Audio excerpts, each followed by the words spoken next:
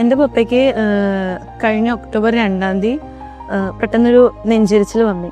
അപ്പോൾ നമ്മൾ വിചാരിച്ചു ഗ്യാസാണ്. അപ്പോൾ പപ്പ കുവൈറ്റിലാണ്. പപ്പ കുവൈറ്റിൽ ക്ലിനിക്കിൽ പോയിട്ട് ECG ഒക്കെ എടുത്തു. അപ്പോൾ വേരിയേഷൻ ഒന്നും കണ്ടില്ല.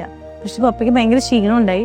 അപ്പോൾ പപ്പ 15 ദിവസത്തെ ലീവ് എടുത്തിട്ട് നാട്ടിലേക്ക് വന്നതാണ്. അപ്പോൾ നാട്ടിൽ വന്നു കഴിഞ്ഞപ്പോൾ അമ്മയും പപ്പയും കൂടെ ജസ്റ്റ് എന്തായാലും കാണിക്കാം എന്ന് വിചാരിച്ച് ഹോസ്പിറ്റലിൽ പോയതാണ്. അപ്പോഴാണ് അവർ പറഞ്ഞത് ഇത്തിരി സീരിയസ് ആണെന്ന്. അപ്പോൾ തന്നെ നമ്മൾ ആൻജിയോഗ്രാം എടുത്തു. ആൻജിയോഗ്രാം എടുത്തപ്പോൾ 4 ബ്ലോക്ക് ഉണ്ടായിരുന്നു.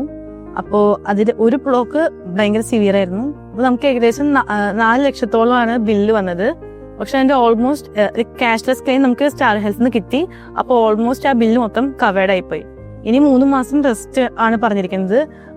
അത് കഴിഞ്ഞിട്ടും കുറേ മെഡിക്കേഷൻസ് ഉണ്ട്. പക്ഷെ അതിനും സ്റ്റാർ ഹെൽത്ത് ക്ലെയിം തരാമെന്നാണ് പറഞ്ഞിട്ടുള്ളത്.